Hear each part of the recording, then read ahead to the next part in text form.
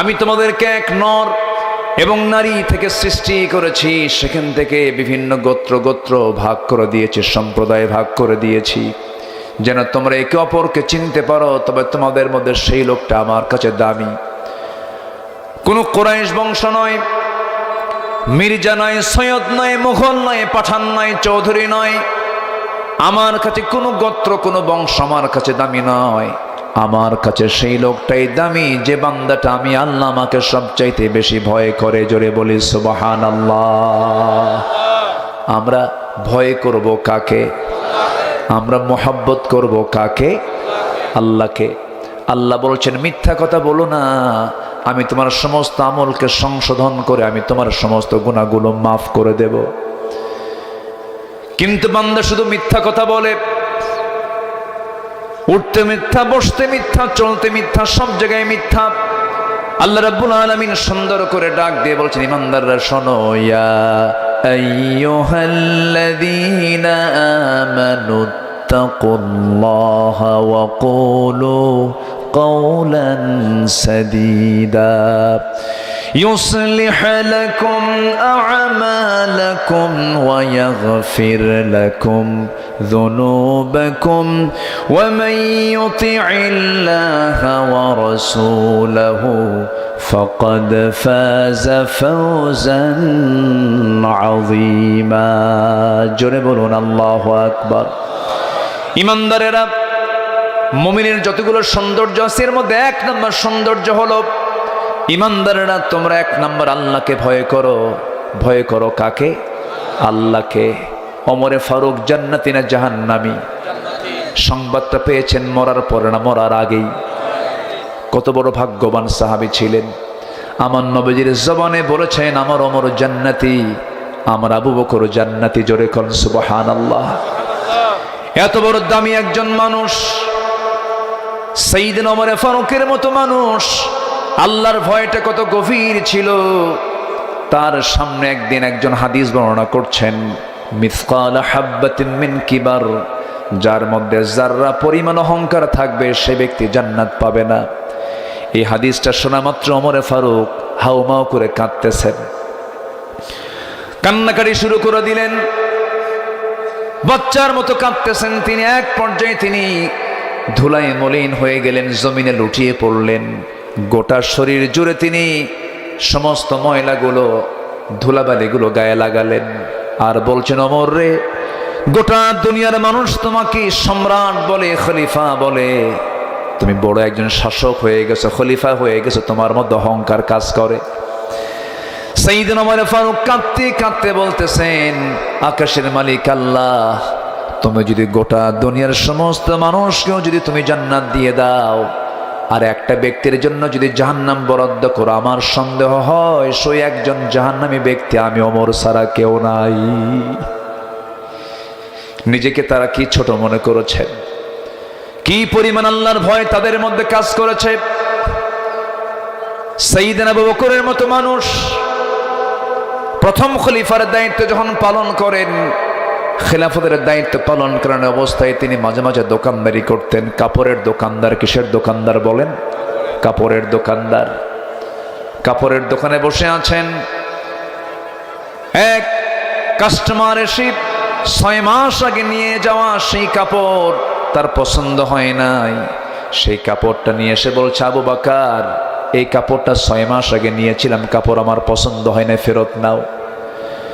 সেই কাপড়টা ফেরত দিয়া সে টাকাটা ব্যাক নিয়ে নিল। সাইয়েদনা আবু বকর তাকে টাকা ফেরত দিলেন, কাপড়টাও ফেরত নিয়ে নিলেন। ওই কাস্টমার চলে যাওয়ার সঙ্গে সঙ্গে সাইয়েদনা আবু বকরের চোখে পানি, তিনি কান্নাকাটি করছেন। বলা হলো, সামান্য কাপড়ের জন্য একজন খলিফা কেন কান্দে? কি হয়েছে আপনার বলুন তো? তিনি বলছেন, আল্লাহর নামের কসম করে বলি, আমার কাছে কাপড় ফেরত দিয়ে টাকা নিয়ে চলে গেছে, এটা আমার জন্য কষ্টের কারণ নয়। আমার কান্নার হেতু হলো এই লোকটার কাপড় পছন্দ হয় না, এই কাপড়টা দিয়ে গেল, টাকা আমার থেকে নিয়ে গেল, হিসাব শেষ হয়ে গেছে। কিন্তু আবু বকর যেদিন মারা যাবে, আবু বকর যখন আল্লাহর সামনে হাজির হয়ে যাবে, এই আবু বকরকে যখন আল্লাহ ডাকবেন, আড়ালে নিয়ে যাবেন, আড়ালে নিয়ে গিয়ে বলবেন, আবু বকর, এই যে তোমার নামাজ, এই যে তোমার জিহাদ, এই যে তোমার দান সাদগা, সমস্ত আমল নামাগুলো এই যে তুমি আমার সামনে দিয়েছো, একটা আমল আমি আল্লাহ আমার পছন্দ হয় নাই, আমি তোমাকে সব ফেরত দিয়ে দিলাম। সেই দিন আবু বকর আমার ফেরত নেওয়া আমল নামাগুলো নিয়ে আমি কোথায় যাব? আমার আল্লাহ ছাড়া তো কোনো গতি নাই। কি চিন্তা তাদের মধ্যে কাজ করেছে, কি ভয় তাদের মধ্যে কাজ করেছে। আমার বন্ধুগণ, সে আল্লাহর ভয়টা সবার মধ্যে আগে থাকতে হবে। একজন মানুষকে ভালো করতে হলে সবার আগে তার মধ্যে ঢুকায় দিতে হবে কার ভয়। আসতে বলবেন না, কার ভয়? আল্লাহর ভয় হলে পরে সে দিনেও ভয় করবে, রাতেও ভয় করবে কাকে? আল্লাহকে। সে কোনো অন্যায় কাজ করতে পারবে না, হারাম কাজ করতে পারবে না। রাতের আধারে কোথাও যাবি কোনো কিছু করতে, সেই সময় সে ভাববে আমার আল্লাহ তো আমাকে দেখছেন। দিনের আলোতে কোনো কিছু করতে যাবে, সে ভাববে আমার আল্লাহ তো দেখছেন। কারণ কেউ যেটা দেখে না সেটা দেখেন একমাত্র আমার কে? আল্লাহু বাসীরুম বিল ইবাদ। আল্লাহ বান্দার সব কিছু দেখেন। এমনকি আল্লাহ রাব্বুল আলামিন এমন রব যিনি বান্দার মনের খবরটাও তিনি জানেন। ওয়া ইয়ালামু খাইনাতাল আ'য়ুনি ওয়া মা তুখফিস সুদূর। বান্দা, তুমি তোমার চোখের কি খেয়ানত করো, অন্তরে কি দানা বেঁধে রেখেছো, পৃথিবীর কেউ না জানলেও সঙ্গে সঙ্গে জেনে যান তিনি আমার কে? আল্লাহ জেনে যান। সেজন্য আমরা সবার আগে ভয় করব কাকে? আসতে বলবেন না, কাকে? এবং মিথ্যা কথা বলবো না, সত্য কথা বলবো। সত্য কথা বলবো। আমি কি আলোচনা শেষ করে দেব? আলোচনা চালাবো? তো এই লোকগুলো যায় কেন? কি সমস্যা? অসুবিধা হচ্ছে আপনাদের? জোরে বলি আলহামদুলিল্লাহ, জোরে বলি আলহামদুলিল্লাহ। সম্মানিত ভাইয়েরা, তাহলে আমরা শিখলাম, এক নাম্বার হলো আমরা জীবনে আজকের থেকে সিদ্ধান্ত নেব আর কোনোদিন মিথ্যা কথা বলবো না। রাজি আছেন কি? রাজি আছেন? এত দোয়া যায় কোথায়? দোয়া কেন কবুল হয় না? আমি আজকে একটা চ্যালেঞ্জ দিয়ে যাচ্ছি আপনাদের কাছে। যে লোকটার জিহ্বা থেকে মিথ্যা কথা বের হবে না, সেই লোকটা আল্লাহর কাছে যা বলবে তাই কবুল হয়ে যাবে। কবুল হওয়ার জন্য এক নাম্বার শর্ত হলো জিহ্বায় কোনো মিথ্যা কথার কোনো প্র্যাকটিস করা যাবে না।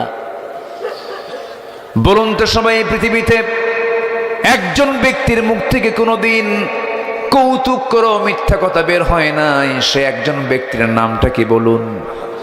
মুহাম্মদ সাল্লাল্লাহু আলাইহি ওয়াসাল্লাম। তিনি জীবনে কখনো মিথ্যা কথা বলেন নাই। অথচ রাষ্ট্র চালিয়েছেন, জিহাদের ময়দানে নেতৃত্ব দিয়েছেন, পরিবার চালিয়েছেন, সমাজ চালিয়েছেন, বিচারালয় চালিয়েছেন, ব্যবসা চালিয়েছেন, সকল কিছু করলেন, কিন্তু মিথ্যা লাগলো না। মিথ্যার তার আশ্রয় নেওয়া লাগলো না। মিথ্যা ছাড়া আদর্শকে সামনে রেখে যে সব কিছু পরিচালনা করা যায়, তার বাস্তব মূর্ত প্রতীক হচ্ছেন মুহাম্মদ সাল্লাল্লাহু আলাইহি ওয়াসাল্লাম। তিনি কি ছিলেন না? সব কিছুর তিনি মডেল ছিলেন। আল্লাহ রাব্বুল আলামিন তার ব্যাপারে বলছেন, লাকাদ কানা লাকুম ফি রাসূলিল্লাহি উসওয়াতুন হাসানাহ লিমান কানা ইয়ারজুল্লাহা ওয়াল ইয়াওমাল আখির ওয়া যাকারাল্লাহা কাসীরা। জোরে বলুন আল্লাহু আকবার। তোমাদের জন্য উত্তম আদর্শের বাস্তব নমুনা কেউ নয়, একমাত্র একজন ব্যক্তি, তিনি হচ্ছেন মুহাম্মদ সাল্লাল্লাহু আলাইহি ওয়াসাল্লাম। তিনি কি ছিলেন না? আমার নবী একদিন হেঁটে হেঁটে যাচ্ছিলেন, সামনে ছোট্ট বাচ্চা কান্দে। বাচ্চার কান্না দেখে রাসূল দাঁড়ায়, ও বাচ্চা তুমি কান্দো কেন? কি হয়েছে বলো? আমার বাবাও নাই, মাও নাই, বাপ মারা গেছে, মাও মারা গেছে। নবীজি চট করে সন্তানটাকে কোলের মধ্যে তুলে নিয়া ঘরের মধ্যে ঢুকে বলছে, আয়েশা, সন্তান নিয়ে এসেছি। সামনে দাঁড় করায় দিয়ে বলছো, ও কলিজার টুকরা সন্তান, আল্লাহর বান্দা, এই যে মহিলা দেখতেছে এটা আমার স্ত্রী হয়। আজকের থেকে তুমি একে মা বলবে আর আমাকে আব্বা বলে ডাকবে। জোরে বলে সুবহানাল্লাহ। আল্লাহ রাব্বুল আলামিন এই জন্য বলেছেন, আলম ইয়াজিদকা ইয়াতীমান ফাআওয়া ওয়া ওয়াজাদাকা দাল্লান ফাহাদা ওয়া ওয়াজাদাকা আইলান ফাআগনা فأما اليتيم فلا تقهر وأما السائل فلا تنهر وأما بنعمة ربك فحدث জোরে বলুন আল্লাহু আকবার। ইসলাম তো মানবতার ধর্মের নাম। ইসলাম সমাজ কল্যাণের কথা বলে, মানবতার কল্যাণের কথা বলে, সমাজের উপকার করতে হয় এই সমস্ত বিষয়ে কথা বলে। আল্লাহ রাব্বুল আলামিন যত জায়গায় যত ওয়াজ করেছেন, কল্যাণমূলক কাজের জন্য তিনি সবচাইতে বেশি ইঙ্গিত করেছেন। আল্লাহ রাব্বুল আলামিন এক জায়গায় বলছেন, আমাকে কেন দুনিয়াতে পাঠানো হয়েছে? আল্লাহ রাব্বুল আলামিন বলেন, আল্লাহুল্লাযী ইউরসিলুর রিয়াহা ফাতুসীরু সাহাবান فيبسطه في السماء كيف يشاء ويجعله كسفا فترى الودق يخرج من خلاله فإذا أصاب به من يشاء من عباده إذا هم يستبشرون জোরে বলুন আল্লাহু আকবার। সূরাতুর রুম 48 নম্বর আয়াত। আল্লাহ রাব্বুল আলামিন বলেন, তিনি সেই মহান রব যিনি বায়ু প্রেরণ করেন, অতঃপর তা মেঘমালাকে সঞ্চারিত করে, অতঃপর সেই মেঘমালাকে যেভাবে ইচ্ছা তিনি আকাশে ছড়িয়ে দেন এবং স্তরে স্তরে সেটাকে রেখে দেন। জোরে বলি সুবহানাল্লাহ। বায়ু প্রবাহের এই তথ্য কোরআন যদি মানব রচিত হতো ১৫০০ বছর আগে, কোন ব্যক্তির পক্ষে, মানুষের পক্ষে কি এমন তথ্য দেওয়া সম্ভব না? কার নাজিল করা? আসতে বলবেন না, কার নাজিল করা? আল্লাহর নাজিল করা। আবার এই যে বৃষ্টিপাত হয়, এটার একটা পরিমাণ অবশ্যই আছে না নাই বলেন তো? এটা কি আল্লাহ তাআলা তার অপরিকল্পনায় নয়, পরিকল্পিত ভাবে এবং নির্দিষ্ট পরিমাণেই আল্লাহ তাআলা আকাশ থেকে বৃষ্টি বারি নাজিল করেন। বেশিও না, কমও না, যা লাগে। জোরে বলে সুবহানাল্লাহ। নির্দিষ্ট পরিমাণ সুষমতায় আল্লাহ পাক এটাকে নাজিল করেন আকাশ থেকে। এটাকে বলা হয় ওয়াটার সাইকেল। কি সাইকেল? Water cycle. এই ওয়াটার সাইকেল সম্পর্কে আল্লাহ তাআলা নিজেই কোরআনে বলছেন। এটা হচ্ছে সূরা যুখরুফ আয়াত নম্বর 11। আল্লাহ রাব্বুল আলামিন বলেন, وهو الذي نزل من السماء ماء بقدر فأنشرنا به بلدة ميتا كذلك تخرجون জোরে বলুন আল্লাহু আকবার। সূরাতুজ যুখরুফ আয়াত নম্বর 11।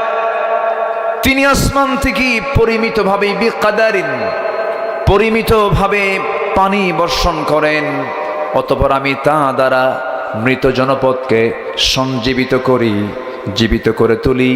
এইভাবেই তোমাদেরকে বের করা হবে একদিন। কার কথা? আসতে বলবেন না, কার কথা? বিকাদারিন অর্থাৎ সুপরিমিত এবং পরিকল্পিতভাবে, বেশিও না কমও না, যা দরকার তাই নাজিল করেন তিনি। আমার কে? বেশি হলেও সমস্যা, কম হলেও সমস্যা। পৃথিবীর জীবজগৎ এই পানিচক্রের উপরই নির্ভরশীল। মানুষ দুনিয়ার সকল টেকনোলজি, প্রযুক্তিকে যদি এক জায়গায় করে যদি এই চক্রটি কৃত্রিমভাবে যদি পুনরুৎপাদিত করতে চায়, উৎপাদন করতে চায়, কখনো কিয়ামত পর্যন্ত কি সমর্থ হবে? পারবে? পারবে না। আমার বন্ধুগণ, এই পানি চক্র সম্পূর্ণ আল্লাহ চালান। জমিন থেকে তিনি পানিগুলো বাষ্পীয় আকারে উত্থিত করেন এই জমিন থেকে পানিগুলো বাষ্পীয় আকারে তিনি আকাশে তুলে নেন বৃষ্টি নাজিল করার জন্য। বিজ্ঞান বলতেছে ভূপৃষ্ঠ থেকে প্রতি সেকেন্ডে 16 মিলিয়ন টন পানি বাষ্পীয় হয়ে উপরে ওঠে।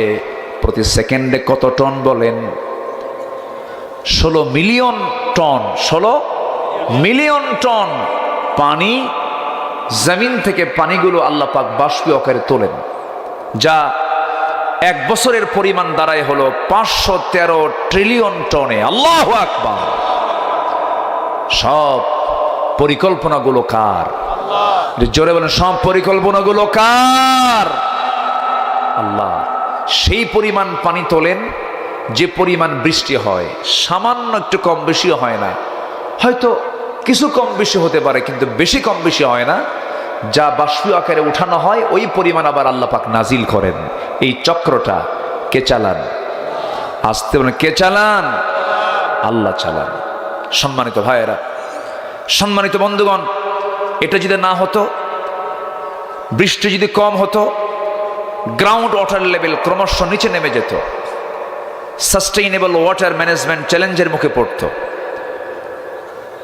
ভূগর্ভস্থ পানির স্তর কমে গেলে agricultural productivity, urban water supply ব্যাপক সংকটে পড়ে একসময় গ্রাউন্ড ওয়াটার রিজার্ভস কমে যেত, ফলে পুরো ইকোলজিক্যাল সিস্টেমের ভারসাম্য নষ্ট হয়ে প্রাণের অস্তিত্ব ধ্বংসের মুখে পড়ে যেত।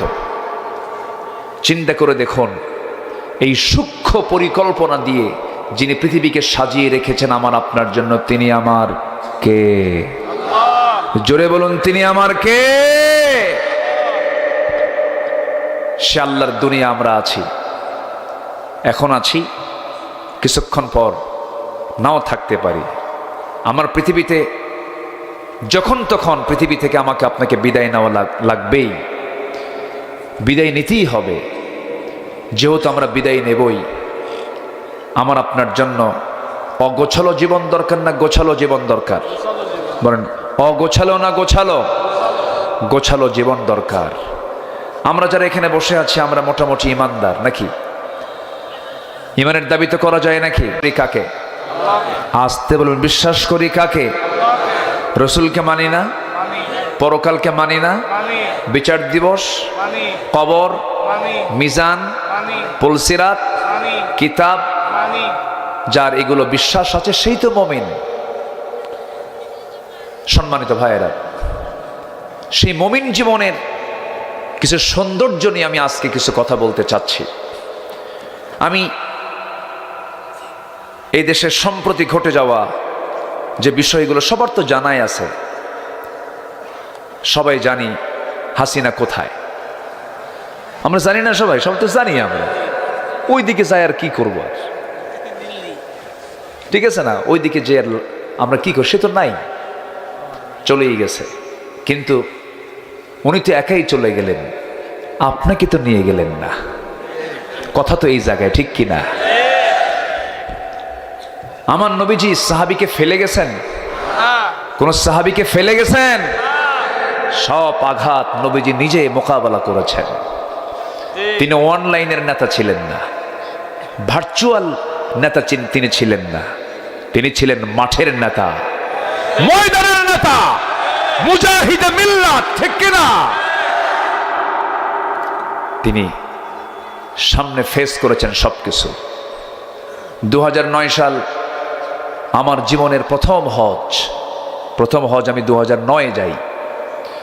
ওই বছরে ছিল হলো আল্লামা সাইদ রাহিমাহুল্লাহর জীবনের শেষ হজ। উনি এরপরে আর হজে যেতে পারেন নাই। সেই সময় মামলার প্রস্তুতি চলছে, আলেমদেরকে ধরা হবে, যুদ্ধাপরাধের ইস্যুগুলো টেনে নিয়ে আসা হচ্ছে, ট্রাইব্যুনাল গঠন হচ্ছিল। সেই সময় হুজুরকে বলা হলো, হুজুর দেশের অবস্থা খুব খারাপ, আপনার এই সৌদি আরব থেকে না গেলেই ভালো হয়, আপনি দেশেই থেকে যান। উনি মুস্কি হাসি মেরে বললেন,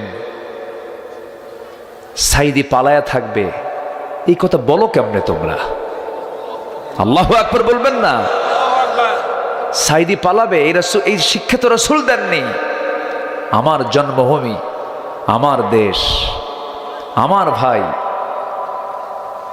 তারা মানবতার জীবন যাপন করবে, জেল খাটবে, আর আমি আরামে বাইরে থাকবো? না, হতে পারে না। বুক উঁচু করে নির্যাতন সইতে হবে, জেল খাটতে হবে, এটা মাথায় নিয়ে তিনি দেশে ফিরেছেন। তিনি হাইব্রিড নেতা ছিলেন না, তিনি ছিলেন মাঠের নেতা, মজলুম জননেতা। ফিরে এসেছেন, হাসতে হাসতে জেলখানায় ঢুকেছেন, হাসতে হাসতে দুনিয়া থেকে বিদায় নিয়েছেন। তিনি হেসেছেন, আমরা কি করেছি? কেঁদেছি, আমরা কেঁদেছি। তিনি হেসে হেসেই দুনিয়া থেকে বিদায় নিয়েছেন। সম্মানিত বন্ধুগণ, আলেমরা পালায় না। আলেমদেরকে কত গালি দিয়েছে এই 16 বছর। পাকিস্তানের রাজাকার বলেছে, কিন্তু কোন আলেম পাকিস্তান যায় নাই। এদেশের কোন পাকিস্তানের রাজাকার বলে যাদেরকে গালি দেওয়া হয়েছে, কেউ তারা পাকিস্তানকে আশ্রয় নেয় নাই। দিল্লির রাজাকাররা দিল্লি গিয়ে বসে আছে। সম্মানিত ভাইয়েরা, সম্মানিত বন্ধুগণ, একটা বিজয় পেয়েছি আমরা, কিন্তু আসল বিজয় কিন্তু এখনো আসেনি। মদের দোকান কি আছে আমার দেশে? আসতে বলবেন না? আছে। সুদের কারবার কি হয়? সুদের অঙ্ক কি কষা হয়? সুদের অঙ্ক কষে, সুদ দেয়, নেয়। মদের দোকানদারি হয়, মদের ফ্যাক্টরিও আছে। এরপর জেনার লাইসেন্স আছে না নাই? আসতে বলবেন না? আছে না নাই? আমি যে 3টা পয়েন্টে বললাম, জেনা, সুদ, মদ, এগুলো আল্লাহ, আমার আল্লাহর পক্ষ থেকে এগুলো কি হালাল করা হয়েছে না হারাম করা হয়েছে? যেটা আমার আল্লাহ হারাম করেছেন, পৃথিবীর কোনো মানুষের পক্ষে কি হালাল করা সম্ভব? সম্ভব? তাহলে সেই হারাম হুকুমগুলো আমার দেশে হালাল হয়ে আছে। এখনো কি আছে? তাহলে বিজয় কি হয়েছে এখনো? না কাজ এখনো আছে? শুধুমাত্র একটু কথা বলার সুযোগ পাচ্ছি। বহু কাজ এখন সামনে পড়ে আছে। আবু জেহেলরা কিন্তু বসে নাই, নতুন রূপে আবু জেহেলরা আবার দাঁড়ায়া যাচ্ছে। আকলমন্দ ইশারা বাসাত, সচেতন ব্যক্তির জন্য ইঙ্গিতগুলোই যথেষ্ট। নতুন করে আবু জেহেলরা কিন্তু আবার সাজিয়ে যাচ্ছে, সামনে দাঁড়াচ্ছে। চাঁদাবাজি বন্ধ হয়নি, চাঁদাবাজি ঠিকই চলছে, শুধু ব্যক্তি চেঞ্জ হচ্ছে। ঠিক কিনা? আমরা আবু সাঈদের রক্তকে বৃথা যেতে দেব না। শহীদ মুগ্ধ, ওয়াসিম, এরা যে জীবনগুলো দিয়েছে, জীবন দেওয়া তো সহজ নয়। এই জাতিকে জুলুম থেকে বাঁচার জন্য তারা এই জীবনগুলো দিয়ে দিল। অবশ্যই আমাদের এই রক্তের সম্মান আমাদের করার দরকার আছে না নাই? আসতে বলবেন না? আছে না নাই? সব কিছু দেখা শেষ করেছি আমরা। এই 53 বছর কম দেখি নাই, বহু অভিনয় দেখেছি, বহু অভিনয়। নির্বাচন আসলেই মাথায় পট্টি বাঁধত, কি হাতে তসবিহ নিত, মাথায় হিজাব লাগাতো। নির্বাচন শেষ, কপালে তিলক লাগাতো। ঠিক কিনা? আরেকজন তো বাঁচার জন্য নৌকায় চললো, মাথার চুল কালো বানালো, সাদা ধবধবা দাড়ি কাটলো, পাঞ্জাবি খুইলা গেঞ্জি পরলো, পাজামা খুইলা লুঙ্গি পরলো, তরকারিওয়ালা সাজলো, নৌকায় চললো বাঁচার জন্য বন্ধু একখান নিয়া। কিন্তু কাম হলো না। কোস্টগার্ড ধরে ফেলে বলে, আইনমন্ত্রীকে স্যার চিনছি, থানায় চলেন। আইনমন্ত্রীকে আমি কি একা আসছি নাকি? আমি তো জামাতের সাথে আসছি, উপায় নাই জামাত ছাড়া তো। আমি তো জামাতের সাথে আসছি। কে? কই যে বসে আছে দেখো, কে মাথার চুল কালো, মুখে দাড়িও নাই, সেনা লোকটা কে? কে ভালো করে দেখো, ওটাই দরবেশ।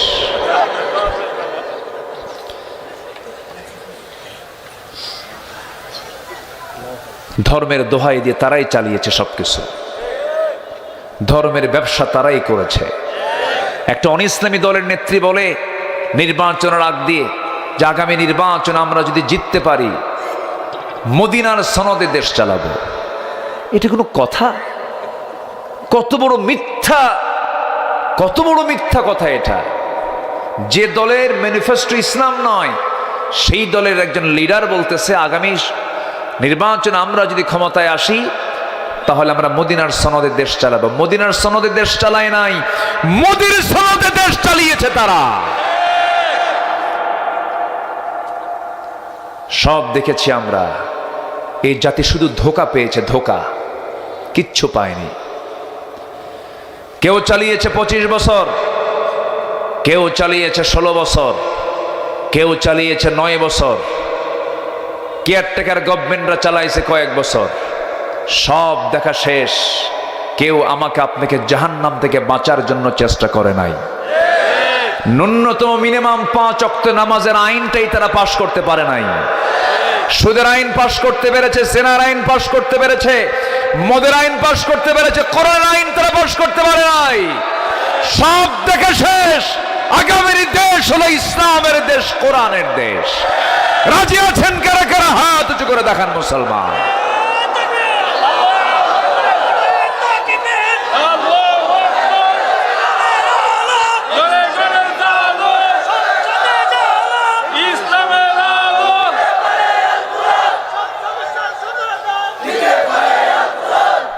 আল্লাহ কবুল করুন, জোরে বলে আমিন, আরো জোরে আমিন।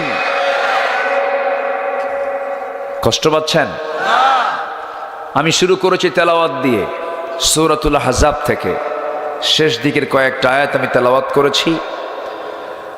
আল্লাহ ইমানদারকে ডাক দিয়ে কিছু ওয়াজ করতেছেন। কি ওয়াজ? ওয়াজ কি বান্দার না আল্লাহর? ওয়াজ কে করেন? মূলত আল্লাহ পাক। আল্লাহ রাব্বুল আলামিন তিনি নিজে যে ওয়াজ করেন, আল্লাহ নিজেই বলছেন, ইন্নাল্লাহা ইয়া'মুরু বিল আদলি ওয়াল ইহসানি ওয়া ইতা'i যিল কুরবা ওয়া ইয়ানহা আনিল ফাহশাই ওয়াল মুনকারি ওয়াল বাগি ইয়া'iদুকুম লা'আল্লাকুম তাযাক্কারুন। জোরে বলুন আল্লাহু আকবার। ইয়া'iদুকুম, তিনি তোমাদেরকে ওয়াজ করেন, তিনি তোমাদেরকে উপদেশ দেন। ওয়াজ মূলত বান্দার না আল্লাহর। আর সেই ওয়াজ মাহফিলগুলো 16 বছর ওরা কিভাবে প্রেসার দিয়ে রেখেছিল। এই মাহফিলে আমি যে কতবার আক্রান্ত হয়েছি, আমাকে দোয়া করতে দেয়নি। একটা নাম হয়তো মুখে নেওয়া হয়নি, এটাকে ইস্যু করে মাহফিল পর্যন্ত তারা বিশৃঙ্খল করার চেষ্টা করেছিল। কোথায় তোমরা এখন? হ্যাঁ, এক মাঘে শীত যায় না, ঠিক কিনা? মাথায় রাখতে হবে। কোরআনের মাহফিলে যারা বেয়াদব প্রমাণ হয়ে যায়, তাদের চাইতে বড় বেয়াদব পৃথিবীতে আর কেউ থাকতে পারে না। আমাকে যে কত মাহফিল থেকে যে আমাকে ধরে নিয়ে গেছে তার কোনো হিসাবই নেই। মাহফিল শেষ, বলে হুজুর একটু চলেন। কোথায়? নিয়ে চলে গেল থানায়। একবার তো আমি 2-3 দিন নাই, নিখোঁজ।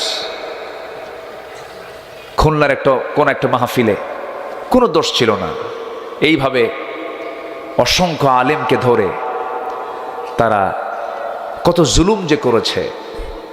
আল্লামা সাইদির মতো মানুষকে নিয়ে প্রায় 2 মাস ধরে রিমান্ডে নিয়ে একটা চেয়ারের উপরে, একটা চেয়ার থেকে একটানা 3 দিন বসায় রেখেছে। মাথা ঘুরে পড়ে গেছেন। হিন্দু পুলিশ দিয়ে তার গালে থাপ্পড় পর্যন্ত মারা হয়েছে।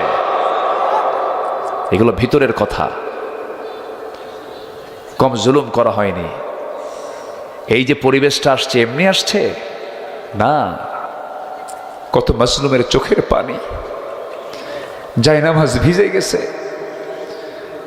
আমি তো ভাঙ্গাচোরা কিছু জেল খাটছি, বুঝি তো, একটু হলেও বুঝি। জেলখানার সেই জায়নামাজের সেজদায় পড়ে থেকে চোখের পানিতে জায়নামাজ ভিজে যাওয়া। বালিশ নাই, চাদর নাই, কাঁথা নাই। 70 বয়স, 73 বছর বয়সে ঢুকলেন জেলখানায়। 13টা বছর কাটালেন ছোট্ট একটা ছেলের ভিতরে, যার জন্য জগৎ পাগল। সেই লোকটাকে অন্ধকার প্রকোষ্ঠে আটকিয়ে রেখেছে এত বড় দানবেরা, তাও ওদের শান্তি হয়নি। 2023 সালের 13ই আগস্ট জেলখানা থেকে চিকিৎসার নাম করে সুস্থ মানুষকে ধরে এনে হসপিটালে ভর্তি করে সেম আবু হানিফার মতো বিষ প্রয়োগ করে, পয়জনিং করে তাকে জেলখানায় না মেরে হসপিটালে এসে নাটক তৈরি করে তাকে হত্যা করা হয়েছে। তাফসীর মাহফিলের এই প্ল্যাটফর্ম থেকে আমার স্পষ্ট ভাষায় জানান দিতে চাই, বিচার করতেই হবে, বিচার করতেই হবে। এই কিংবদন্তি আল্লামা সাঈদ রাহিমাহুল্লাহর যারা হত্যাকারী, চূড়ান্ত শাস্তি হলো আমাদের সবচেয়ে অপরিহার্য দাবি। রাজি আছেন কারা কারা? হাত উঁচু করে দেখা।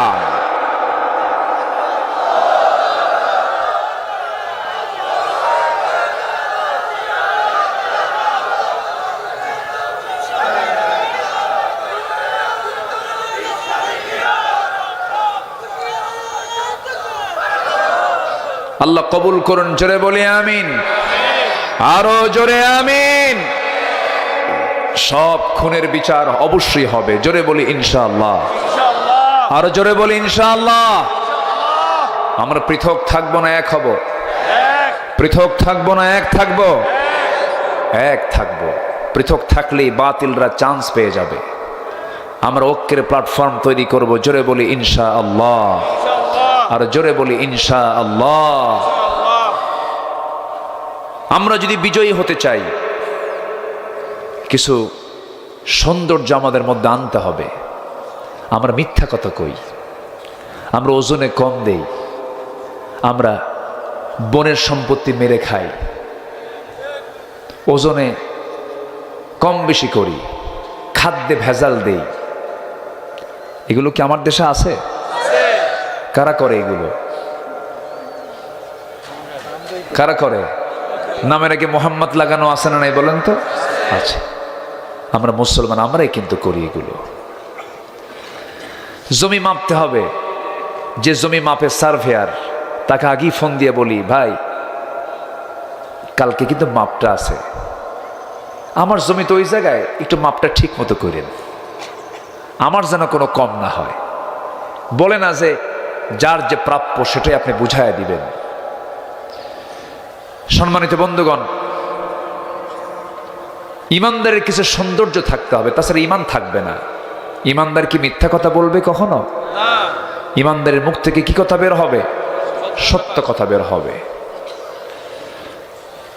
আমার বন্ধুগণ, কোরআনের আলোকে মুমিনের কিছু সৌন্দর্য আমি আজকে তুলে ধরতে চাই। চেহারার সৌন্দর্য আপনি নিয়ে কি করবেন? চেহারা একদিন শেষ হয়ে যাবে। কেউ হয়তো বাহ্যিকভাবে একটু সুন্দর মানুষ, আরেকজন কালো মানুষ, কিন্তু সবই সুন্দর। আল্লাহ কাউকে কালো করেছেন, কাউকে সুন্দর করেছেন, কাউকে লম্বা করেছেন, কাউকে খাটো করেছেন। কিন্তু আল্লাহ রাব্বুল আলামিনের মূল বক্তব্য হলো, ইন্না খালাকনাকুম মিন যাকারিন ওয়া উনসা ওয়া জাআলনাকুম শুউবান ওয়া ক্বাবাইলা লিতাআরাফু ইন্না আকরামাকুম ইনদাল্লাহি আতকাকুম। জোরে বলুন আল্লাহু আকবার। আমি তোমাদেরকে এক নর এবং নারী থেকে সৃষ্টি করেছি, সেখান থেকে বিভিন্ন গোত্র ভাগ করে দিয়েছি, সম্প্রদায় ভাগ করে দিয়েছি, যেন তোমরা একে অপরকে চিনতে পারো। তবে তোমাদের মধ্যে সেই লোকটা আমার কাছে দামি।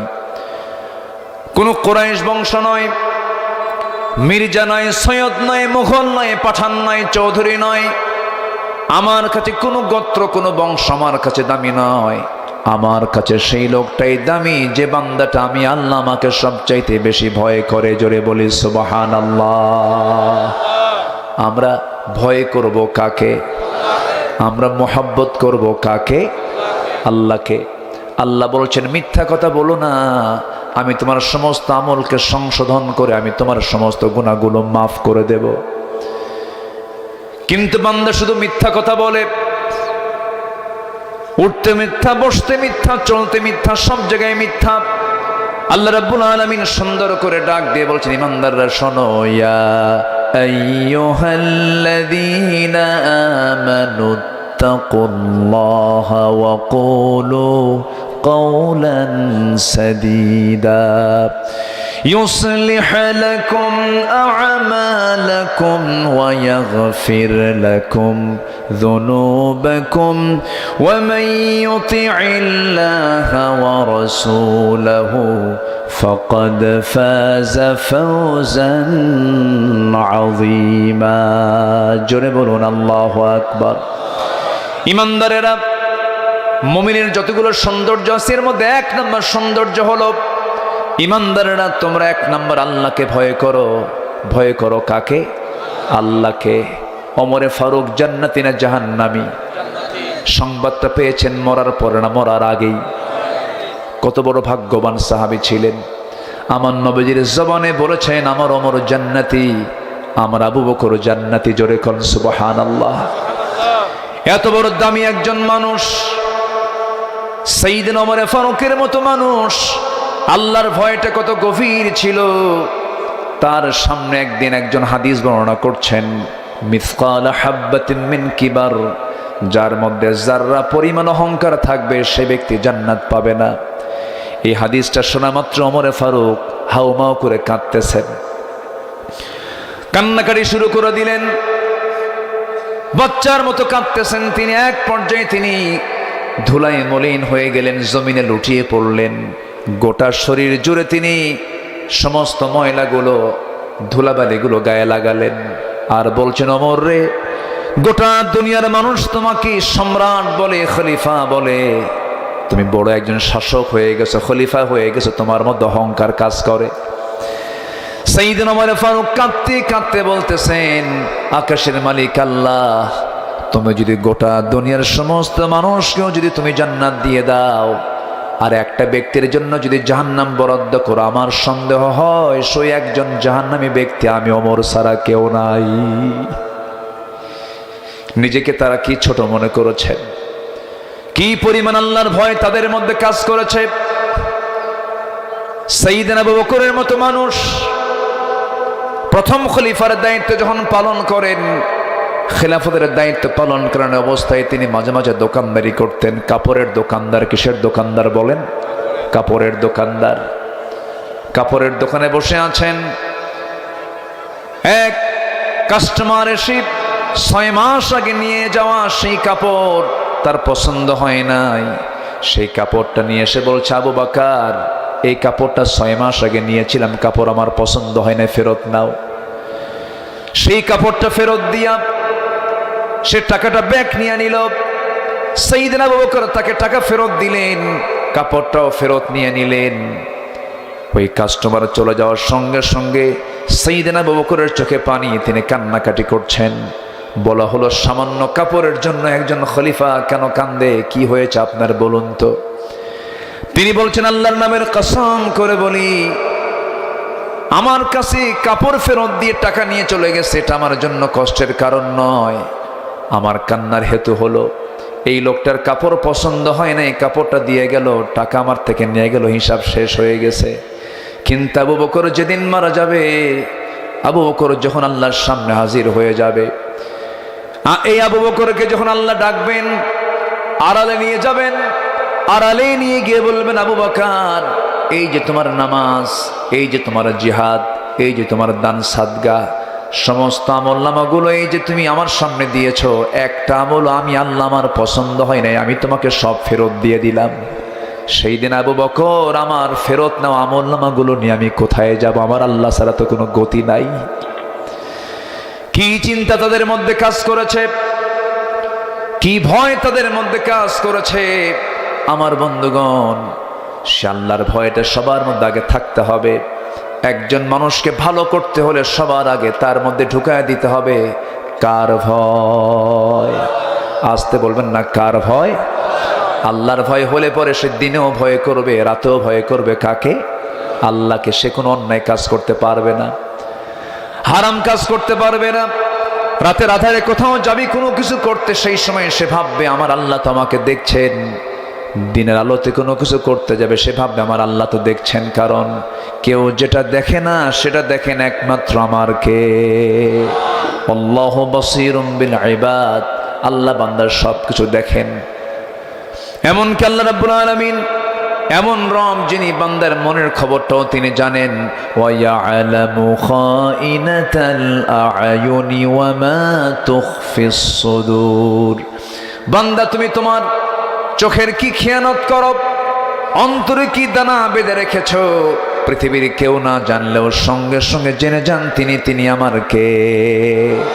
আল্লাহ জেনে যান। সেজন্য আমরা সবার আগে ভয় করব কাকে? আসতে বলবেন না কাকে। এবং মিথ্যা কথা বলবো না, সত্য কথা বলবো।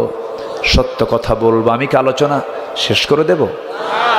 আলোচনা চালাবো? তো এই লোকগুলো যায় কেন? কি সমস্যা?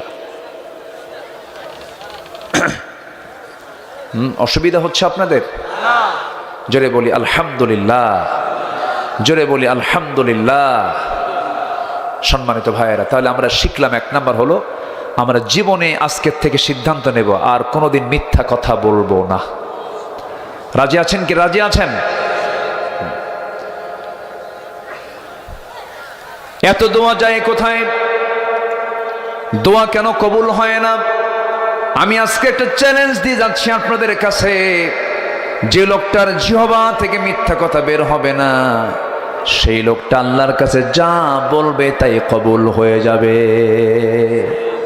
কবুল হওয়ার জন্য এক নাম্বার শর্ত হলো জিহ্বায় কোনো মিথ্যা কথার কোনো প্র্যাকটিস করা যাবে না। বলুন তো সবাই, এই পৃথিবীতে একজন ব্যক্তির মুখ থেকে কোনোদিন কৌতুক করো মিথ্যা কথা বের হয় নাই, সে একজন ব্যক্তির নামটা কি বলুন? মুহাম্মদ সাল্লাল্লাহু আলাইহি ওয়াসাল্লাম। তিনি জীবনে কখনো মিথ্যা কথা বলেন নাই। অথচ রাষ্ট্র চালিয়েছেন, জিহাদের ময়দানে নেতৃত্ব দিয়েছেন, পরিবার চালিয়েছেন, সমাজ চালিয়েছেন, বিচারালয় চালিয়েছেন, ব্যবসা চালিয়েছেন, সকল কিছু করলেন, কিন্তু মিথ্যা লাগলো না। মিথ্যার তার আশ্রয় নেওয়া লাগলো না। মিথ্যা ছাড়া আদর্শকে সামনে রেখে যে সব কিছু পরিচালনা করা যায়, তার বাস্তব মূর্ত প্রতীক হচ্ছেন মুহাম্মদ সাল্লাল্লাহু আলাইহি ওয়াসাল্লাম। তিনি কি ছিলেন না?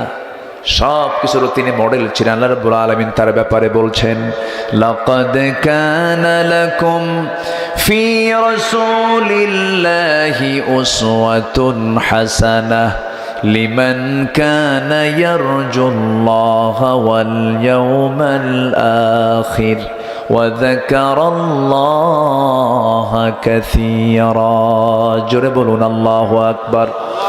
তোমাদের জন্য উত্তম আদর্শের বাস্তব নমুনা কেউ নয়, একমাত্র একজন ব্যক্তি, তিনি হচ্ছেন মুহাম্মদ সাল্লাল্লাহু আলাইহি ওয়াসাল্লাম। তিনি কি ছিলেন না?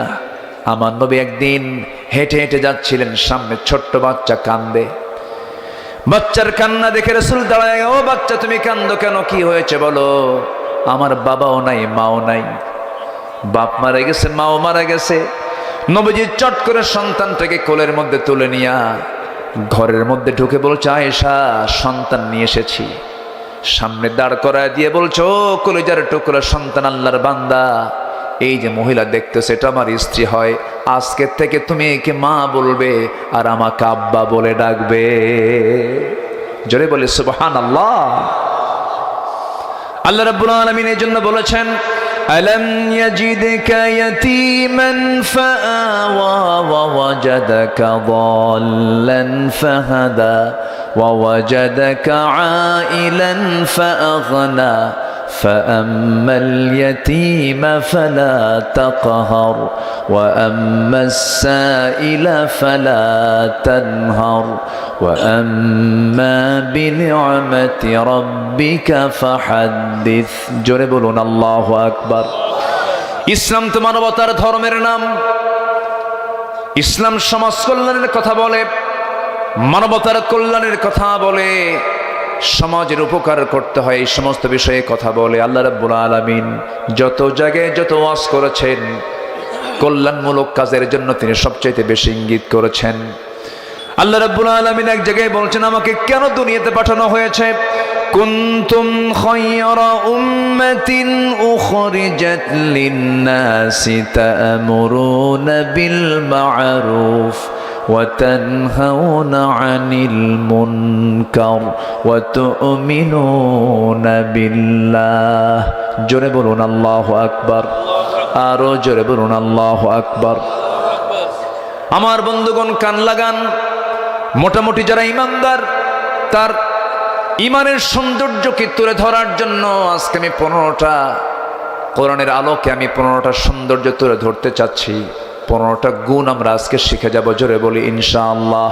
নাম্বার 1 হলো জিহ্বা সাজাবো সত্য দিয়া না মিথ্যা দিয়া, মিথ্যা দিয়া না সত্য দিয়া, সত্য দিয়া। এই জিহ্বায় কোনোদিন মিথ্যা কথা বলবো, আসতে বলবেন না, বলবো না। মিথ্যার ধারে পাশেও যাব না আমরা। একজন বড় আল্লাহওয়ালা ছিলেন, নাম শুনেছেন সবাই, জিলান শহরে তার বাড়ি, আব্দুল কাদির জিলানি। যেমন মা তেমন তার সন্তান।